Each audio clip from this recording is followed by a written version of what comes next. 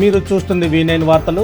దేవీపట్నం మండలంలో కురిసిన భారీ గాలివాన మొక్కజొన్న రైతులను దెబ్బతీసింది. ఈదురుగాలు దాటికి పంట పూర్తిగా నేలకోవడంతో రైతులు తీవ్ర ఆవేదన చెందుతున్నారు. ఎకరాకు 40 నుంచి 50 వేల రూపాయల వరకు పెట్టుబడి పెట్టామని చేతికి వచ్చే దశలో పంట నాశనమైందని రైతులు కన్నీరు పెడుతున్నారు. తెలుగుదేశం పార్టీ మండల అధ్యక్షులు గోళ్ల చంటిబాబు మరియు వ్యవసాయ అధికారులు దెబ్బతిన్న పంటను పరిశీలించారు.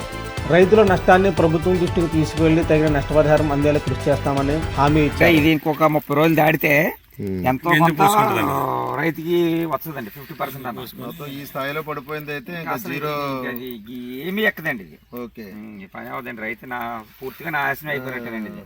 ఓకే, ఇలా ఎన్ని ఎకరాలు ఉంటుందండి ఇది?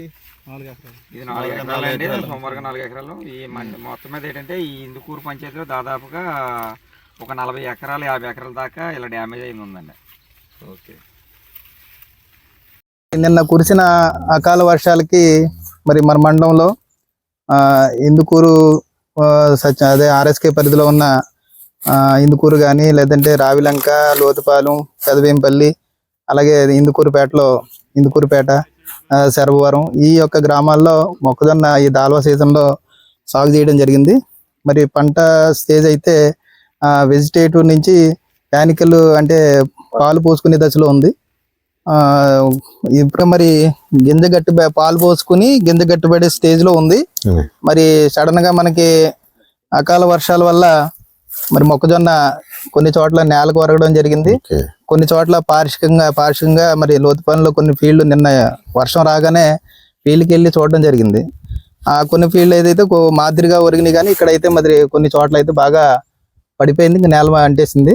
మరి ఇవన్నీ కూడా మరి నిన్న సాయంకాలమే మరి మాకున్న అధికారులకు తెలియజేయడం జరిగింది.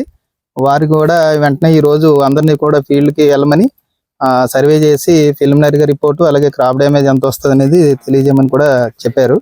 కాబట్టి ఇదే విషయాలు నేను కూడా మా ఫీల్డ్ స్టాఫ్కి నిన్న సాయంకాలం తెలియజేసి ఇవాళ మార్నింగ్ కూడా ఫీల్డ్ తిరిగి రిపోర్ట్ పెట్టమని చెప్పడం జరిగింది.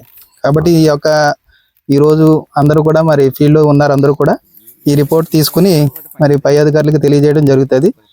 ఒకవేళ క్రాప్ డ్యామేజ్ అంటూ రాయడం జరిగితే ఎలా ఉంటుందంటే ఒక ప్రొఫార్మా 33 కాలమ్స్ ప్రొఫార్మా ఉంటుంది.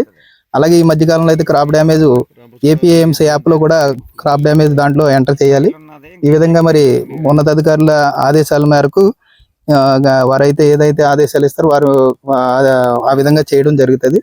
కాబట్టి మరి నేను చెప్పేది ఏంటంటే అందరూ కూడా మరి ఎక్కడైతే క్రాప్ డ్యామేజ్ ఉందో అందరూ కూడా ఫీల్డ్లో ప్రతి రైతు ఉండి మన VRO గారితో మన VAA మీరు ఫీల్డ్లో ఉండి ఫోటో తీయించుకోండి.